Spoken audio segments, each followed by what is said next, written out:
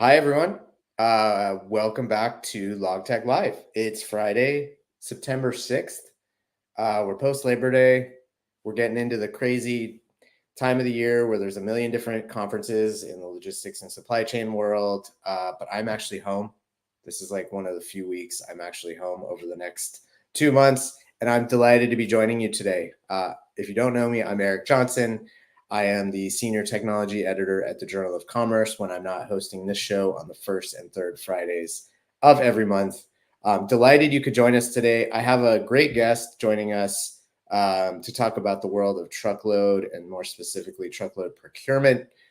He's someone I've known for a really long time and super smart in the way he thinks about that part of the market.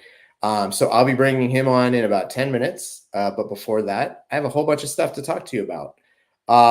First, just to tease a little something this fall, and we don't have an exact date yet, but just to put it in your radar, we're making some changes at LogTech Live. There's going to be kind of some new tweaks and some other stuff in the works. So just keep your eyes peeled. Foreshadowing a little bit. I don't have an exact date. When I have the exact date, I'll tell you, but it should be very cool and exciting. So just keep that in the back of your mind. Change is good, right? Like you don't want to stagnate. More importantly, in terms of time frame, we are a little bit more than 3 weeks away from the start of Inland 24. That's going to be in Chicago, downtown Chicago, Monday, September 30th through October 2nd at the West End downtown. My guest is actually on the program. So if you like what he has to say on this program, on this show, you're going to want to register for TPM. What am I saying? Inland. If you have not registered yet, you're welcome to use the code EJ25 for 25% off a pass to the event. You're going to want to come. This is like I always say, this is like the best kept secret in transportation conferences. People who go know what a great show it is, how valuable it is. We have shippers, we have service providers, we have the JOC editorial team leading all the discussions. So you know it's substantial, it's not fluff. So hopefully you can join us. It's going to be a great event this year. I mentioned TPM. I wasn't planning to talk about TPM, but we did launch the preliminary agenda, the first kind of version of the agenda for TPM, which is March 2nd through 5th in Long Beach, California. So keep an eye on that. Go to the website, check out the agenda as it exists. We'll be updating it pretty much constantly. So, and there's still early bird rates going on for a couple more weeks. So now is the time to book. TPM is not cheap, but it's obviously worth the price of admission. Another thing I'll highlight before we get to news of the week. You hear me talk about this pretty much every show. Blended Pledge. This is an awesome endeavor that Sarah and the Let's Talk Supply Chain team has started to make sure that underrepresented voices in our industry are represented on stage, and that travel budget and travel constraints don't prevent them from being represented on stage. So definitely encourage you to click on the link in the comments, donate $5, donate $500, get your company to donate $5,000. Let's really like amp this up a bit. So, okay, news of the week. There's no slow news weeks anymore. It used to be like last couple weeks of August was pretty slow, but there's always something going on now. I wrote a couple weeks ago about the impact. The story that I'm referencing on screen right now is actually the second story of two that I did that week. The first was looking at US CBP kind of increasing the onus on customs brokers to know about their customers, their importers' supply chains. Part of this is because of things like forced labor compliance abroad. Part of this is the flood of e-commerce goods that are coming in that are either duty-free and require very little data around them, or moving under this program called Type 86 that requires a bit more data, but is still not the same level of data as a big shipper that's moving a huge amount of volume would face.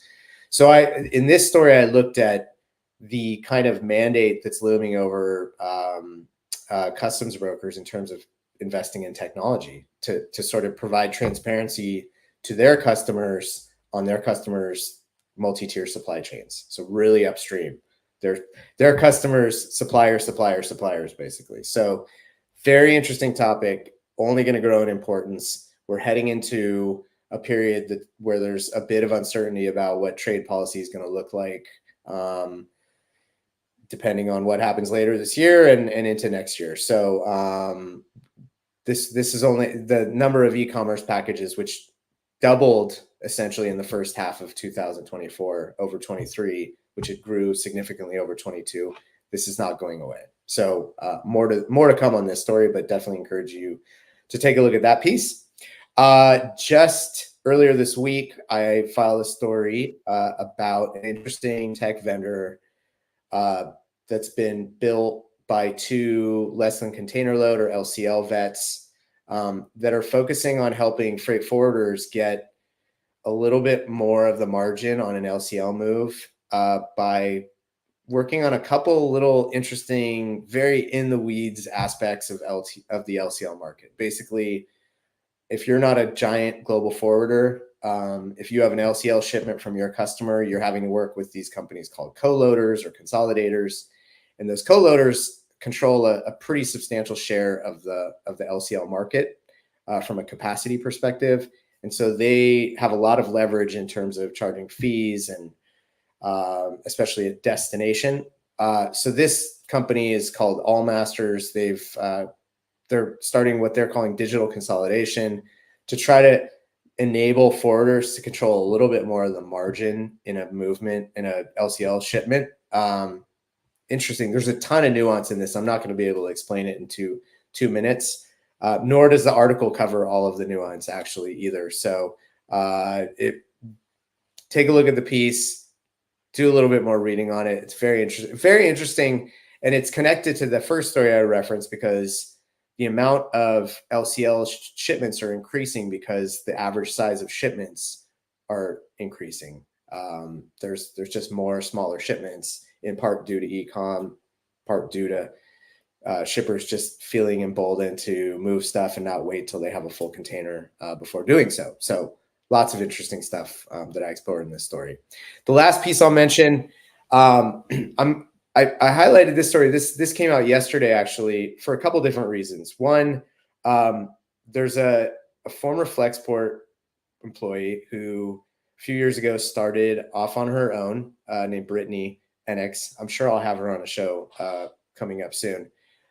She started a platform for very relevant for today's topic, a procurement and transportation management tool specifically for mid-sized and smaller shippers, feeling that the TMS market and even like the large procurement tools like Jaeger and Coupa, those are much more geared for enterprise shippers and not necessarily built or priced or have the user interface for the needs of a smaller or mid-sized shipper.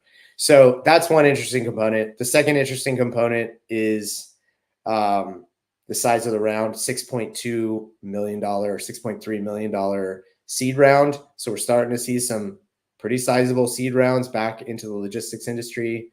You might recall last episode, I talked about how much VC funding fell off in 23. It seems like it's recovering in pockets in 24 in terms of logistics funding. The last piece I'll mention is there are a bunch of interesting companies being started by ex-Flexporters. Obviously, Flexport gets a ton of attention, including from me. We're starting to see the matriculation of some of the people who've left the company and they're starting their own businesses in a bunch of different verticals. So might need to explore that in a future episode in more detail because it is interesting, right? That was sort of the theory, is like Flexport and others that took a lot of venture money. They hired a lot of talent, and some of that talent's going to stay in the industry and just go work on other things, and that's coming to fruition a little bit. Okay, so that's a good lead-in. Truck procurement is a very good lead-in for my guest this week. Anshu Prasad, if you don't know him, is, aside from being a great guy, is the former founder or the founder and former CEO. You never stop becoming the founder of a company, I guess. No. Can't be an ex-founder of a company called Leaf Logistics. And I had the chance to meet him probably 6 years ago, if I'm not mistaken. And you're one of the more thoughtful people when it comes to thinking about the way the industry ought to move and the way technology plays a role in that. So I'm really excited to have you on, Anshu. Well, thank you, Eric. That's very kind, and it's great to chat with you again. It's been great chatting with you along the journey of building Leaf. Yeah, absolutely. So we'll get into that. But before we talk about Leaf, give people a bit of your background before founding Leaf, which was in 2016. 17. Yeah. So, I landed in supply chain and logistics like a lot of folks, I guess, do. Coming out of college, I chose to work at a startup, and we were going to build technology, kind of thematically consistent with today's conversation. And it turned out that the part of technology we were building that people wanted to pay us money for was very early gen RFP tools. So we built the first RFP tools for, a truckload bid that a big pharmaceutical company had done that, the prior year they'd sent out a 2-inch binder, and now they sent out floppy disks, which is kind of dating myself. I'm a bit older than I should be. But basically landed in a startup environment where we're building RFP tools. Well, why is this so complicated? And it was already recognized it was pretty data intensive problem, logistics and freight. So I spent a few years doing that. We ended up becoming more of a tech-enabled services type company. So I had the opportunity to kind of grow with that business, work internationally, kind of see this problem in other geographies. And then I went and spent 10 years in consulting and management consulting, building out a data and analytics practice at Kearney that did a lot of supply chain work. We would work with shippers and help them conduct big bids across all transportation modes. We'd also work with carriers and 3PLs who had to deal with these big bids that show up on their desks, and they have to figure out what they're actually going to win and whether they can operate the business profitably. So after having done that for a while, I really kind of wanted to get back into that building phase again and start, picking away at a problem that had 18 odd years of kind of looking at from different vantage points. And that was fundamentally this problem of, we started with truckload procurement at Leaf. Massive industry, huge amounts of effort that go into it every day, but fundamentally still broken in very, real ways. And so could we start chipping away at the unreliability that we have in truckload from both the buyer and seller perspective? And could we dampen some of the volatility that ends up hurting both buyers and sellers? Yeah, that's big. That's a big, ambitious thing to tackle. Okay. So what can you kind of take people into what the genesis of Leaf was from that point of, okay, this is what I want to build something. We kind of know where we want to target. How do we go about building that? And then maybe basics, who are Leaf's customers? What's sort of that, like to a finer point, what's the pain point around procurement that you were trying to solve? Yeah, absolutely. So, I'd probably at that point been involved with a couple of hundred truckload bids over the course of my career, getting to that point of starting Leaf. And I'd sort of seen the pros and cons of the ways that we were doing it, both from the buyer's perspective and from the seller's perspective. And so what I first did was I just went out to 50 people who are smarter than me about this problem. People who could be either lumped into prospective, the category of prospective customers. If we built something different, would they be willing to try it? Would they be willing to kind of A/B test it against sort of their existing process, which in some cases I was pretty familiar with, and sort of see if there was a better way for them. Similarly, I wanted to talk with people who would potentially invest in a business like this, because I realized it was, as you said, an ambitious goal. And it was going to require bringing different skill sets and capabilities and capacity together to really go tackle it. And so thought about sort of people who really understood the venture world. And then thirdly, I knew that there were a set of skills that were different from my skills that would be necessary to kind of put the team together. So would people actually think this was a good use of their time and talents? And so I kind of went out and had these conversations over the period of a couple of months, And I got excited by a couple of things. One, people were like, no, we completely appreciate that there's a problem here, the prospective customers on both the buyer and the seller side. This kind of hurts on a day-to-day basis. Yeah, we're pretty good at it, relatively speaking. There's lots of people who have to play this game every day, but we wish it were different. So I kept hearing that over and over. I kept hearing from folks that, you know what, yeah, it would be really fun to kind of go, take a shot at doing something big and transformative. Not quite sure what all the steps are from A to Z, but it'd be fun to go on that journey. And so that was a huge wind in my sails too. And then the third one was, I think, investors in 2017 were looking at supply chain in a pretty excited and sort of, there was a lot of enthusiasm there, but it was a little of a muddled sort of playing field in terms of like exactly what types of approaches to tackling some of these pervasive and persistent problems would actually bear fruit and return venture returns. Yeah. And so hearing from very smart people across that venture spectrum that they were interested in the problem, they didn't necessarily already have all the answers, was also really exciting. That there would be a lot of really powerful brains pointed at this problem if we took the journey together. Yeah. So specifically on the pain point, what were you trying to get at? What was the pain point you were seeing across all those bids that you had access to? So look, I mean, we would work with a shipper that would have $500 million in truckload procurement a year across thousands of lanes. And without any real certainty, they would be kind of dealing with this $500 million budget that could go up or down 20%.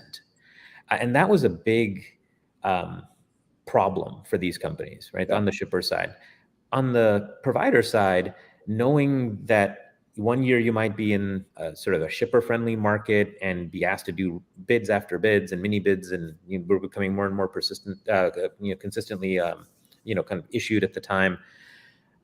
But then there would be this other sort of trough in the market where shippers were going to have to pay higher rates because just supply demand was going to win out. But you didn't know when that was going to happen. So you're sort of biding your time and playing this game of kind of submitting quotes and hoping that, you would kind of catch lightning in a bottle, right? Yep.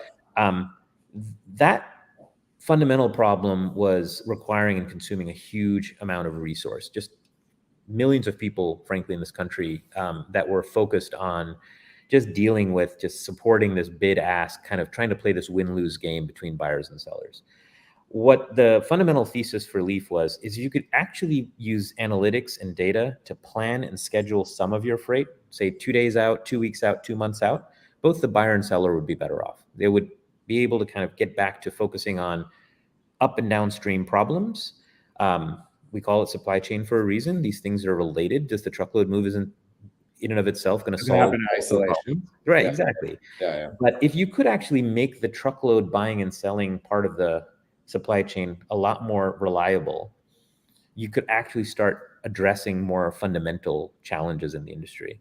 And so just that particular point, we built analytics to understand how much freight could be planned. We built new contracting tools to actually plan and schedule some of this freight. And then the third leg of the stool was, because you know that now there are these planned and scheduled loads 2 weeks or 2 months out, you can start to string them together into things that are much more efficient and drive a higher margin for the provider. So the way I always used to think of what you were trying to do was a couple different things. There's a couple of different analogies. There's obviously the easy one with air travel, which everyone makes around various modes of freight transportation, which are not as neat as most people would like that analogy to be, but I'll still use it, right? Like, it's like if I can book space for my family on an airline 11 months from now, why wouldn't you be able to do something similar as a truckload shipper who you have 11 months from now or a month from now, you have needs, right? So that was one sort of framework I thought about. The other is sort of like thinking about what you were trying to enable as like from a power utility perspective, the base load, right? Like the average amount of electricity required in a household or a commercial facility every day. And then there are spikes, but if you have the base load covered, which most of us do, we don't buy our power hour by hour. We buy it monthly and pay for it afterward. You can deal with the provider can deal with the spikes more effectively because you know what you're providing on the base load, right? So are those decent ways to think about it? Those are great analogies. Okay. And I think the base load one is a great one, kind of thinking about contracting approaches. So if you've got sort of a tranche of base load, and you can start planning around that, both as the producer of energy, but also as the consumers of energy, you can start stacking tranches of base load, right? There's different pockets, and analytics and machine learning are really great at being able to find these patterns in multi-party data sets to say, look, there's lots of ways you can stack predictable demand so that you can start producing, but also consuming more efficiently at a knowable price at a point in the future. So the other analogy we often thought about was an exchange. Other parts of our economy, other categories have a forward price for their products. So you can buy green coffee beans months in advance, right, if you wanted to, and that helps the person deciding whether to plant coffee beans or something else. right. Make a decision. The same sort of thing that has obviously always existed in transportation and truckload, but we don't really have the tools to do that thoughtfully with the data that we have, frankly, available as an industry, but not necessarily available to the people who are making those decisions today. That's super interesting because I think, one thing we've seen a lot over the last couple of years is how this happens every cycle, but there's just more, it feels like there's more data and more coverage around it now, is how the buying cycle for the carriers lags when the demand spikes. And then when the capacity actually comes into the market, it comes in at the exact wrong time because they don't have that picture of what forward demand looks like. They have guesses, they have economists, they have projections, but you don't have actual booked cargo 10 months from now to tell you, oh, I need to order X more trailers because I have this much freight I need to move at that point, right? So very interesting, very interesting. All right, we can go. I think we'll circle back if we have time to some of the finer points around Leaf. We'll get into some market stuff too, but sure. You recently left. And just curious, what prompted that, and what are you doing next? Yeah, no, look, it was a 7.5 odd year journey from starting Leaf to which is when I 100 years in it felt like that, years, and my hairline can sort of prove that out. But I have no excuse. I've never started a company, so this is all natural. It was an incredible journey, and there were multiple sort of steps along the way where it felt like just the learning curve was just steepening out every time. There was just so much more to learn. As I was kind of getting to that point about a year ago, after the latest round of funding, what I realized that I wanted to work on was the scaling problem. So just starting something from 0 to 1. But then kind of getting to a little bit of repeatability. We had some incredible customers, an incredible team, and some very engaged and passionate investors who were helping us to kind of peer around the corner.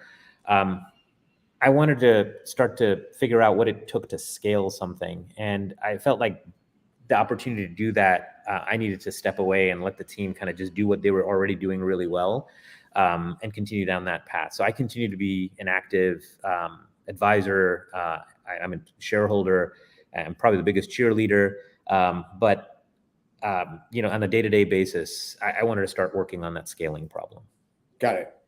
So what do you think is next? Are you taking some time to figure out what that next challenge is? Yeah, I'm trying to do exactly the same kind of thing I did before starting Leaf, which is take the time to go out and really ping folks, talk to people like yourself, and just really understand sort of what all is happening. There's a lot of interesting things happening in our space. Technology is continuing to move at a pace, but also just I've been heads down, focused on Leaf.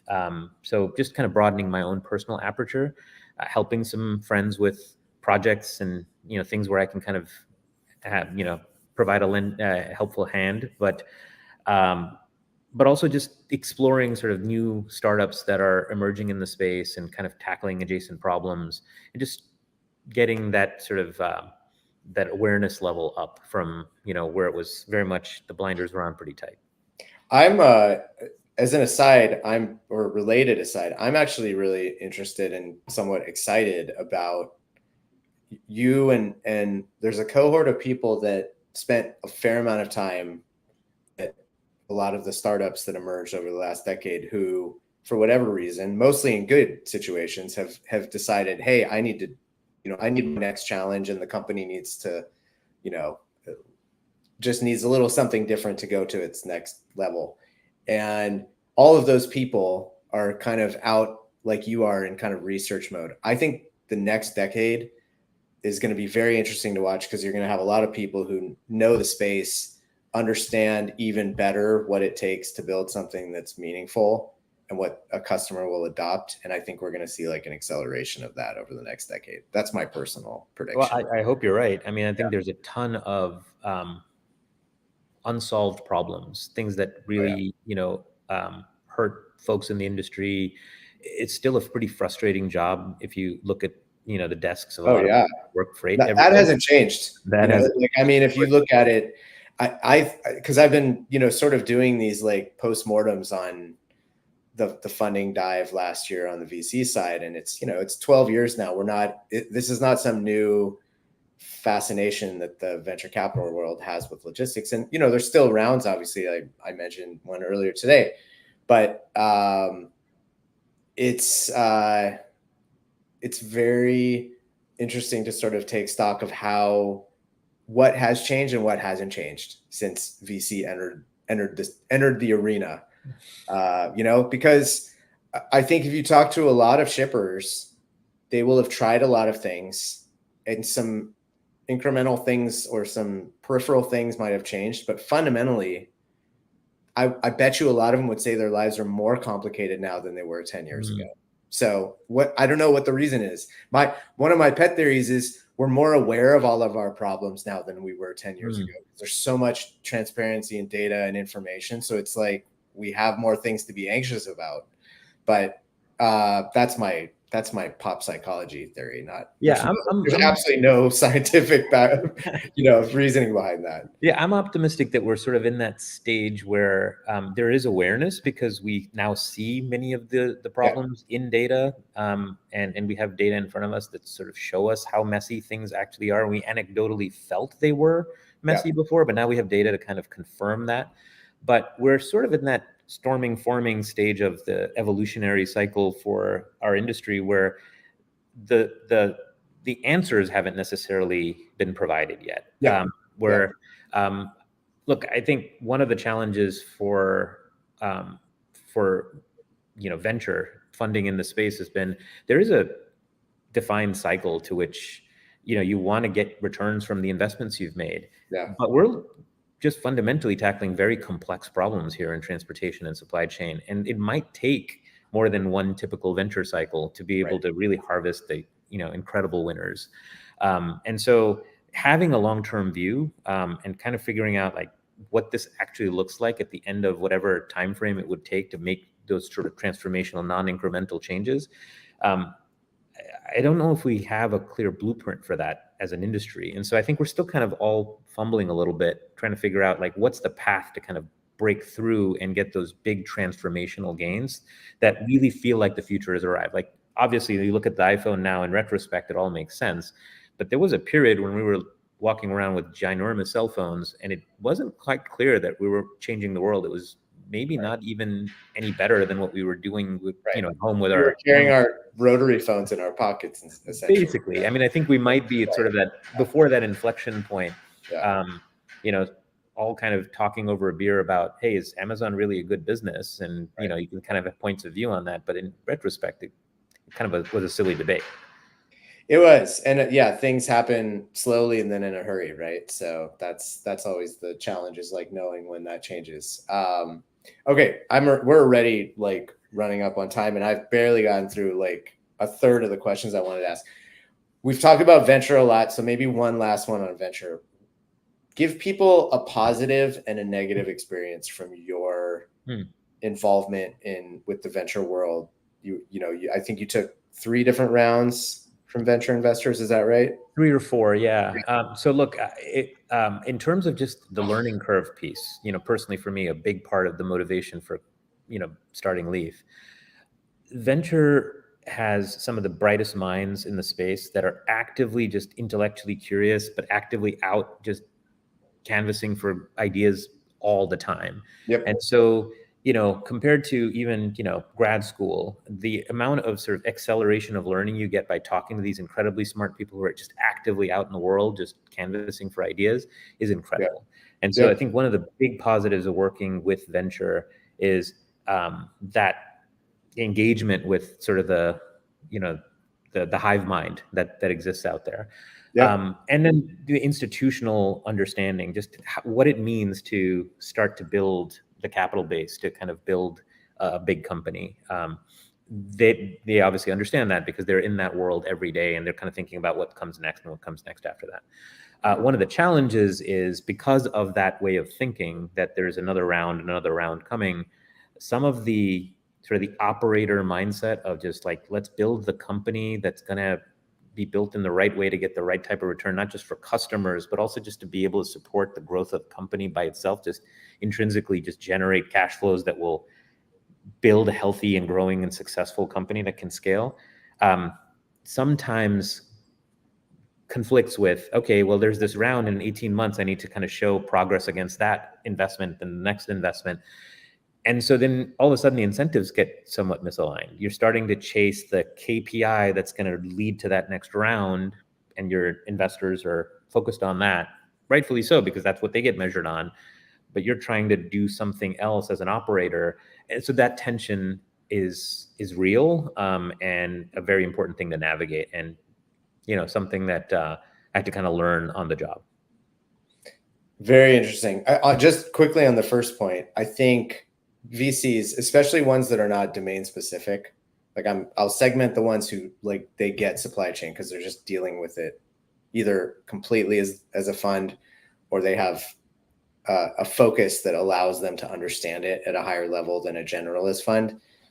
The generalist fund, or the new associates who like make all the diligence calls, and they get a bad rap, but and yes, of course they ask dumb questions from time to time and obvious things they ask about. But you're right. Like the curiosity does not exist amongst everyone in the world that they have. And they are legitimately trying to absorb a ton of information in a quick period of time and provide context to make a relatively consequential decision, right? Like playing around with other people's money. It's like, oh, he's playing around. To me, that's way harder than playing around with my own money, right? So I'm glad you brought that up, because that is an underappreciated aspect of the on the VC side. So just really quickly, one last question on VC. We're in 2024. It's a different environment than 2012. It's a different environment than you were raising in. What do you think VC still doesn't quite understand about logistics? Or is there anything they don't understand? Oh, I mean, look, I don't think folks have been living in this industry for decades understand everything about logistics. Well, that's a very fair point. So I think the main thing that VC doesn't quite appreciate about logistics is that links in the chain problem. That in some ways, if you're going to look for comps for companies that have succeeded, quote unquote, you're going to look at one link in the chain and trying to find the best of, and try to find some companies that kind of rank stack ahead. But that probably leads you down an incremental path. Like you're going to build a slightly faster, cheaper version of X, as opposed to, does the entire supply chain kind of get rethought? And do 4 or 5 of these links rethought together result in a completely different answer? I don't know if there's an awareness or an appetite for some of those bigger swings quite yet. And that's kind of also a cyclical problem. I mean, VC has its cycles, just like our truckload industry has its cycles. I worry just as much about hey, there's a couple of really excited folks who lead the pack, and then a bunch of other investors follow them, because that leads to false positives just as much and creates misaligned incentives. At the end of the day, I think great investors probably haven't changed their mindset around, you want to find a big problem, you want to find great companies, you want to find great teams and support them. I think probably great companies that are being sort of created right now will be talking about, hopefully in the same way we talk about Amazon decades later.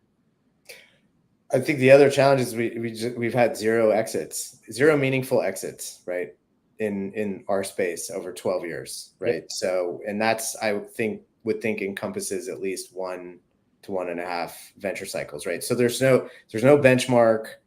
I've talked a bit about this on the show before. You could argue that the biggest investments into logistics startups have not even been in SaaS. They've been in data and in intermediaries.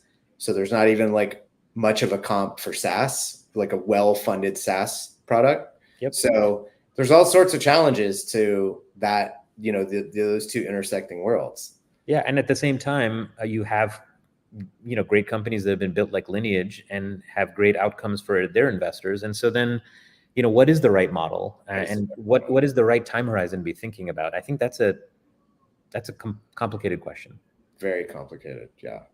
I would argue that some companies buying decision cycles are longer than a VC cycle. So, which by default does not make it a VC company. So, so let's just quickly shift gears, because I do want to talk a bit about like the market and how procurement fits in and how tech fits into procurement in the market, right?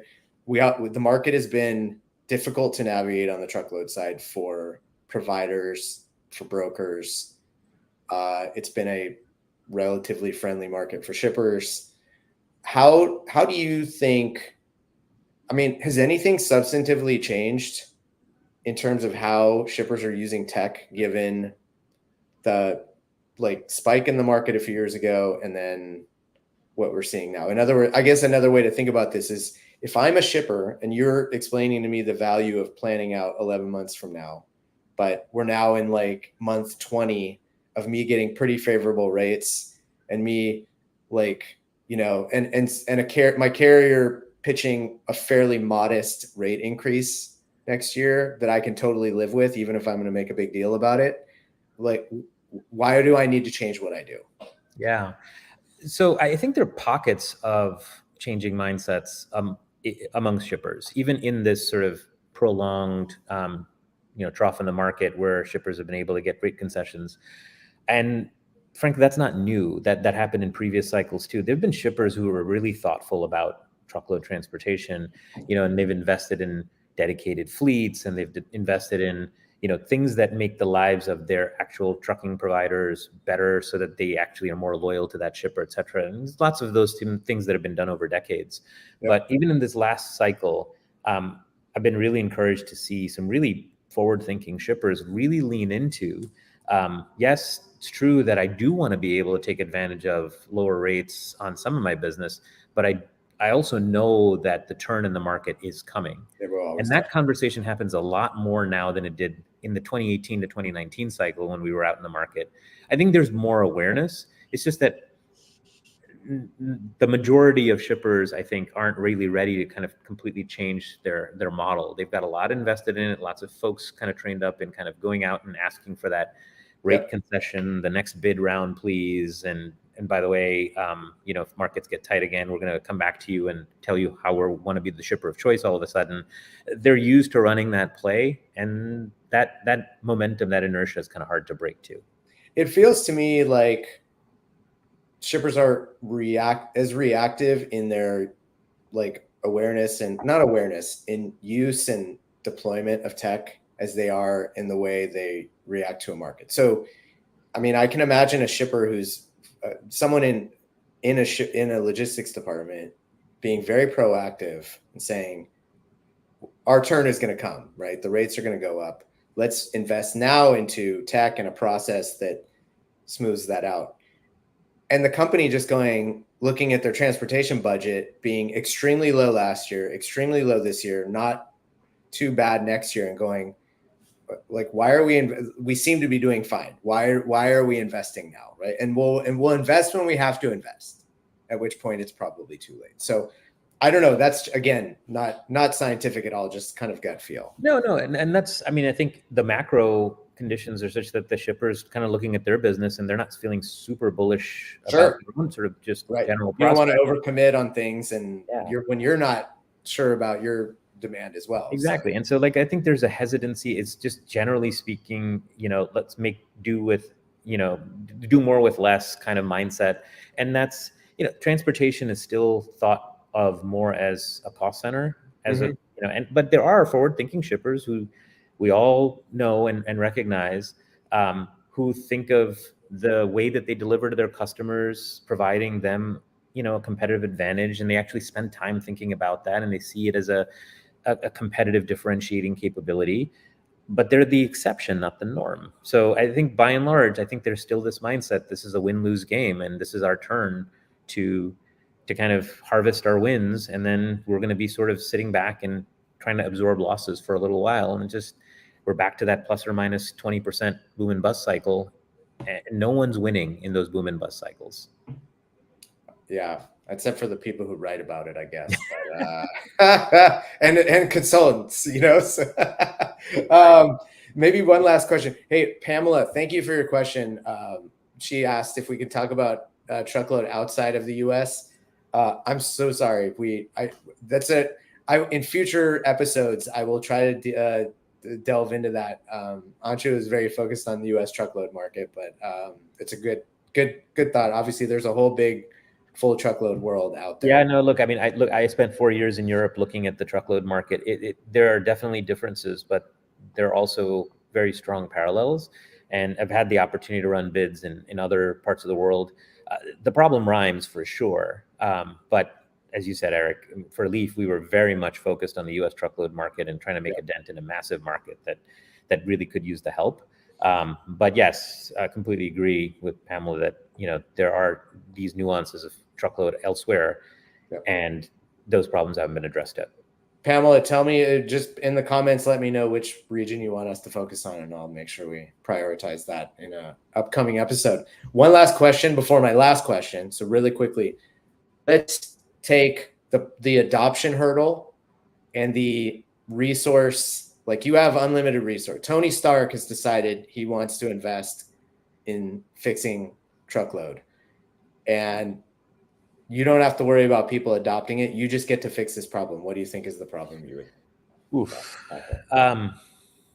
Well, I'll just go back to what you talked about before, the transparency problem. I think there are more data available. They're just not available to everyone at the same time. So if you had the available data, not just to know, we all often talk about, oh my goodness, yeah, I can track my UPS delivery all the way to my house, but I don't know where my $100 million of truckload is at any given moment. Yes, but more than that, just understanding where all of the logistics needs for the enterprise are, whether they're sitting with my supplier, the cargo sitting over there, it's in transit in this mode versus that mode, having that transparency, but then also having the options available to say, well, if I wanted to now flow this product differently, intermodal to the East Coast as opposed to truckload, do I know what those options are? Can I make those decisions in the moment? Can I actually do sales and operation planning type of decisions like I do in the rest of my enterprise in logistics and in transportation? I would wish for that. I would just put these really thoughtful, smart, hardworking people that work freight every day, put in their hands tools to actually not just understand where everything is, but the options available to them so they can make better decisions. That sounds fairly ambitious. I'm not sure Tony Stark has enough money for that, but we can dream. Okay, last question before I let you go. I ask this of every guest. Who's your favorite band or musician? And you have to tell me why. Oh, wow. So I'm a little bit of a, I'll just listen to what other people are listening to. So I sometimes will kind of toggle between what my parents listen to and my kids listen to and whatever. You're highly influenced by I'm highly influenced, but when I just have to choose, I mean, I go back to like being a kid growing up in Queens in the 80s and 90s. So I'll probably pick someone like a Tribe Called Quest or somebody like that to go, and I've gone and chased them around the world, but you'll probably also see me sitting there and pretending that I'm understanding jazz too. So yeah. All right, Tribe is great. I don't think anyone's ever has said Tribe, so that's I think that's something everybody can get on board with. So awesome, that's a good one. That's a good one. Cool. Where can people find you? You guys can find me on LinkedIn very easily, and then I've got my email in there, so please reach out. Would love to connect, and I know there's a lot of us kind of thinking about some of these problems. I'd love to broaden my set of conversations. Well, I definitely encourage everyone to reach out to Anshu offline or online. But he will also be at the Inland Conference talking about technology that shippers do or don't need, or what they do and don't want. So I'm really excited you're going to be on that panel. I think we actually have a prep call for that in like 15 minutes, if I'm not mistaken. Oh, so do we? Okay. yeah, I'll see you soon. But in any case, thanks so much. It was great, long overdue, and really glad I could have you on today. Awesome. Thanks again, Eric. Yeah, of course. Yep. Thanks, Anshu. All right. We are nearing the end of the show. Unfortunately, it always goes so fast. Pamela, China to Kazakhstan.